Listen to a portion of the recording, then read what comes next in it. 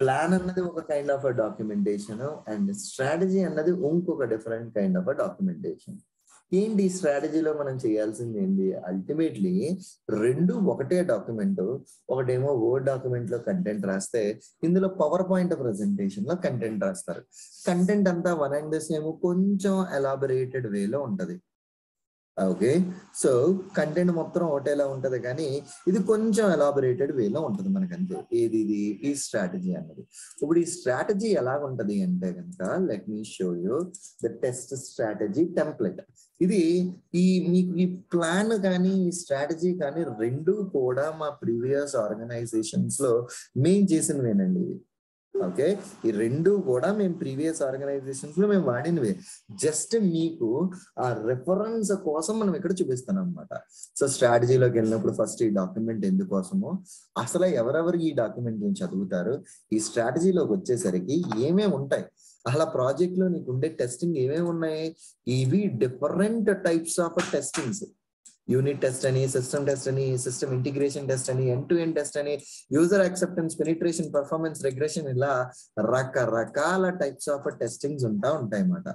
So ఈ testings అన్నిటికి అసలు యూనిట్ టెస్టింగ్ అంటే ఏంటి, ఎవరు చేస్తారు, దాని స్కోప్ ఏంటి, అవుట్ స్కోప్ ఏంటి, సిస్టమ్ టెస్టింగ్ అంటే ఏంటి, ఎవరు చేస్తారు, దాని స్కోప్ ఏంటి, అవుట్ స్కోప్ ఏంటి, అండ్ స్కెడ్యూల్ ఏంటి, ఎప్పుడు ఈ టెస్టింగ్ స్టార్ట్ అవుతుంది, ఏ టెస్టింగ్ యాక్టివిటీస్ ఎప్పుడెప్పుడు ఉంటాయి, ఎవరెవరు responsible for this particular testing activities అన్నది ఇక్కడ లిస్ట్ డౌన్ చేశారు. అండ్ దెన్ ఈ ప్రాజెక్ట్ లోకి నువ్వు వెళ్ళి వర్క్ చేయాలి అంటే అసలు అజైల్ లో ఉండే టెర్మినాలజీస్ ఏంటి. ఇక మీకు అజైల్ లో టెర్మినాలజీ చూస్తే ఫస్ట్ ఎపిక్ అంటారు. ఎపిక్ అంటే ఇక్కడ చూడండి, high level initiative define the enterprise to deliver the new product solutions. Requirement లో కంప్లీట్ హై లెవెల్ డీటెయిల్స్ ని ఎపిక్ లో పెడతారు. ఫీచర్ అంటే which provides the capability to build the solution. ఒక చిన్న సొల్యూషన్ స్టార్ట్ చేసే పాయింట్ ని మనం ఫీచర్ అని చెప్పేసి అంటాం. స్టోరీ, సింప్లిఫైడ్ రిక్వైర్మెంట్, దాని నుంచి స్టార్ట్ చేసే దాన్ని స్టోరీ అంటారు.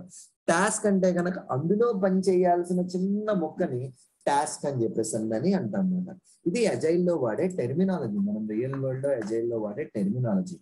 అండ్ దెన్ నెక్స్ట్ దాని తర్వాత అసలు యూనిట్ టెస్టింగ్ ఎవరెవరు చేస్తారు, వాళ్ళ యొక్క రెస్పాన్సిబిలిటీ, ఎన్ని టైప్స్ ఆఫ్ టెస్టింగ్స్ ఉన్నాయి, ఎవరెవరు ఆ టెస్టింగ్ చేస్తారు, ఎవరెవరు ఆ టెస్టింగ్ కి రెస్పాన్సిబుల్ అవుతారు అన్న డీటెయిల్స్ ఇందులో మెన్షన్ చేస్తారండి. అండ్ దాని తర్వాత మీ రియల్ వరల్డ్ లో ఎగ్జిక్యూషన్కి వస్తే, ఎగ్జిక్యూషన్ వచ్చిన తర్వాత నువ్వు డిఫెక్ట్ రైస్ చేస్తావు, డిఫెక్ట్ వాళ్ళు ఫిక్స్ చేసిన తర్వాత నువ్వు చెక్ చేసి పని చేస్తే పాస్ అంటావు, లేకపోతే క్లోజ్ అంటావు. టెస్టింగ్ యొక్క ఎంట్రీ క్రైటీరియా, ఇప్పుడు ఇందాక మనం డిఫరెంట్ టైప్స్ ఆఫ్ టెస్టింగ్ చూసాం, యూనిట్ టెస్టింగ్, ఇంటిగ్రేషన్ టెస్టింగ్, ఇలా ఇలా ఇలా ఇలా. ఈ ప్రతి దాని యొక్క టైప్ కి కూడా, ఓకే, ఆ ప్రతి టైప్ కి కూడా ఎంట్రీ క్రైటీరియా ఏంటి అంటే ఎప్పుడు స్టార్ట్ చేయాలి, ఎప్పుడు స్టాప్ చేయాలి, ఇవన్నీ కూడా ఇండివిజువల్ టెస్టింగ్ టైప్స్ కి entry criteria and exit criteria అని చెప్పేసి అని మనం డిఫైన్ చేస్తాం అన్నమాట. ఎంట్రీ క్రైటీరియా అండ్ ఎగ్జిట్ క్రైటీరియాని మనం డిఫైన్ చేస్తాం అన్నమాట. Entry criteria and exit criteria మనం డిఫైన్ చేసిన తర్వాత నెక్స్ట్ ఏముంటది అంటే కనుక, ఓకే, మన అప్లికేషన్ కి కావాల్సిన టెస్ట్ డేటా ఏంటి, టెస్ట్ ఎన్విరాన్మెంట్స్ ఏమేమి ఉంటాయి, ఏ ఎన్విరాన్మెంట్ లో మనం టెస్ట్ చేస్తాము, ఓకే, అప్లికేషన్ యొక్క కంప్లీట్ ఎన్విరాన్మెంట్స్ ఏమేమి వాటి మీద మనం టెస్ట్ చేస్తాము, అండ్ ఎవరెవరు రోల్స్ ఏంటి, ఎవరెవరు రెస్పాన్సిబిలిటీస్ ఏంటి, అండ్ ఇందులో వాడే టూల్స్ ఏంటి, దాని యొక్క మెట్రిక్స్ ఎలా ఫాలో అవుతాము, ఈ డీటెయిల్స్ అన్ని ఉంటాయి. అండ్ ఆటోమేషన్ టెస్టింగ్ వాడితే ఆటోమేషన్ టెస్టింగ్ యొక్క ఆబ్జెక్టివ్ ఏంటి, దాంట్లో ప్రాసెస్ ఏంటి, ఫాలో అయ్యే స్టెప్ బై స్టెప్ ఏంటి, దాని యొక్క టైం లైన్ ఏంటి. సిస్టమ్ టెస్టింగ్ అంటే ఏంటి, స్ప్రింట్ లెవెల్లో కండక్ట్ చేసేదానికి మీరు ఏం యాక్టివిటీస్ ఉంటాయి. ఇంటిగ్రేషన్ టెస్టింగ్ అంటే ఏమేమి యాక్టివిటీస్ ఉంటాయి. ఇలా ప్రతి ఒక్క టెస్టింగ్ దాని గురించి ఒక్కొక్క పాయింట్ మనం అక్కడ మెన్షన్ చేసి ఇస్తామండి. సో దాట్ ఈ డాక్యుమెంట్ ని మనం కస్టమర్ కి ఇస్తాం. బాబు ఇలా మేము ఫాలో అయ్యే ప్రాసెస్, నువ్వు సిస్టమ్ టెస్టింగ్ అంటావా, ఈ ముక్కను మేము చేస్తాం.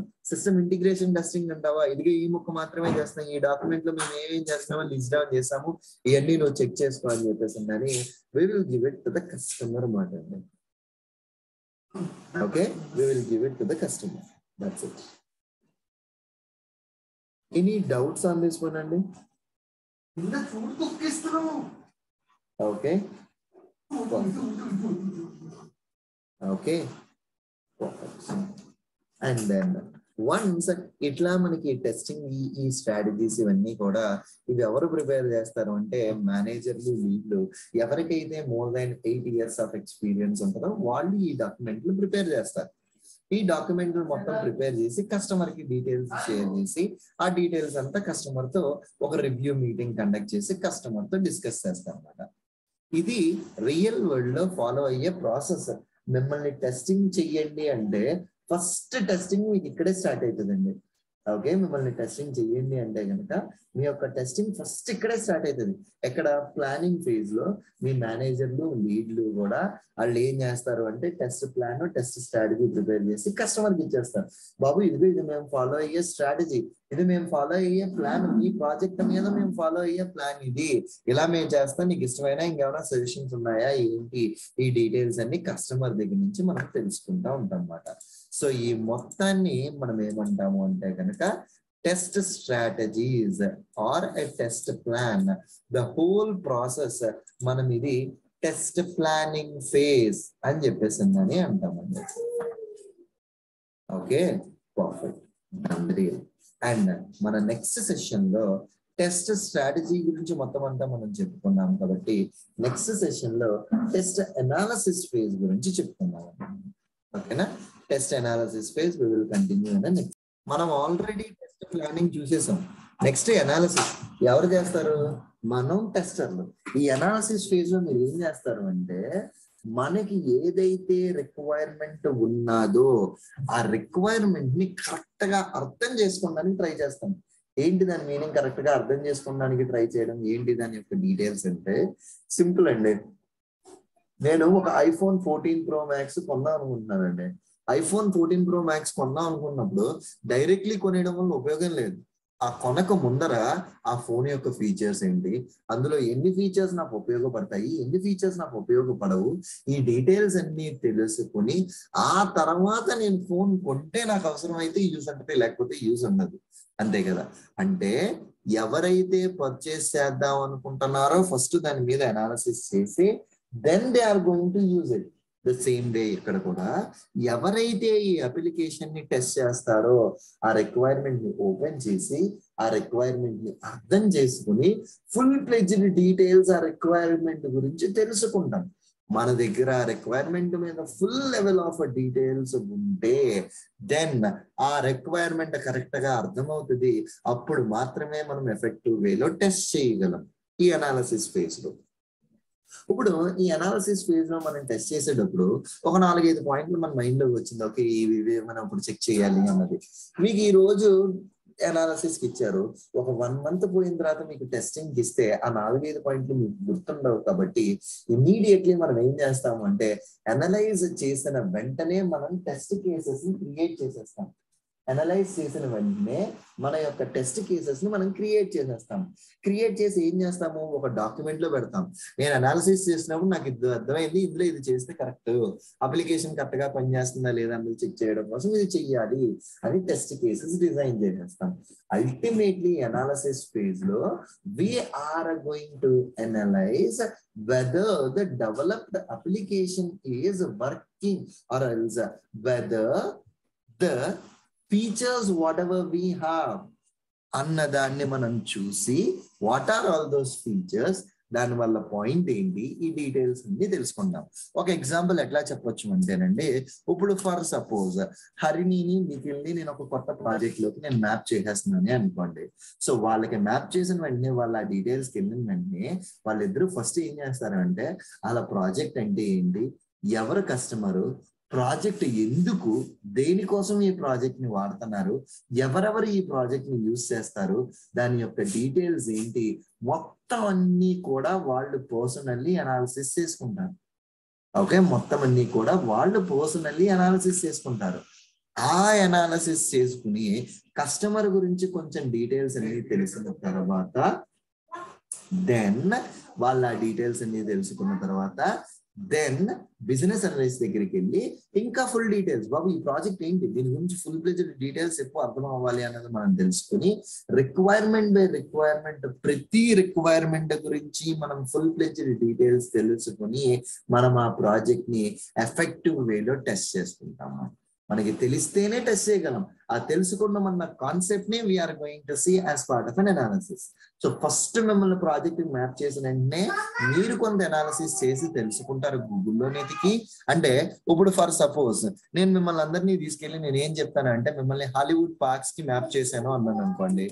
హాలీవుడ్ పార్క్స్ యుఎస్ఏ అని సర్చ్ చేసి, అంటే ఏంటి ఇది హాలీవుడ్ పార్క్స్ అంటే సోఫీ స్టేడియం, ఓకే దీని గురించి వికీపీడియా ఓపెన్ చేసి దాని గురించి డీటెయిల్స్ తెలుసుకుంటా. ఓకే నన్ను ఈ ప్రాజెక్ట్ చేస్తున్నారు అంటే ఈ ప్రాజెక్ట్ కి ఏదో మనం చేస్తున్నాం. కస్టమర్ ఏంటి, ఇలాంటి ఒక స్టేడియం ఉంది, కస్టమర్ కి ఈ స్టేడియంలో బోల్డ్ ఈవెంట్లు అన్ని కండక్ట్ అవుతాయి, కస్టమర్ చేసుకుంటాడు అన్నది ఒక బ్రీఫ్ ఐడియా మనకు వస్తుంది.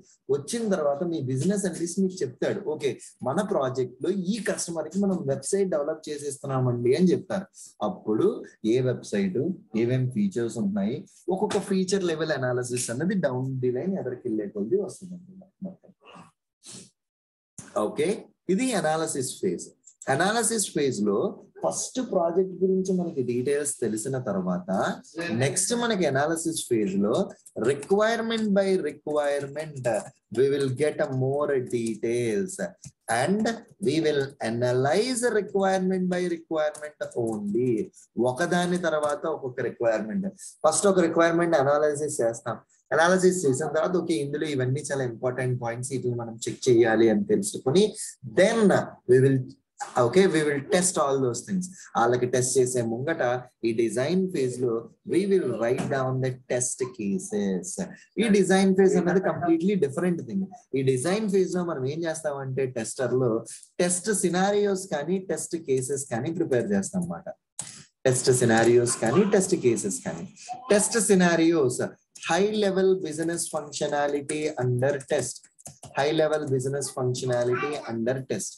అదే టెస్ట్ కేస్ అంటే కనుక detailed feature under test.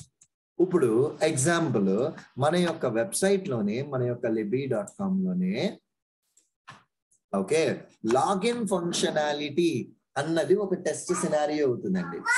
Login functionality మొత్తం ఒక సినారియో, సైన్ అప్ అన్నది ఒక సినారియో, ఓకే అండ్ సర్చ్ ఒక సినారియో.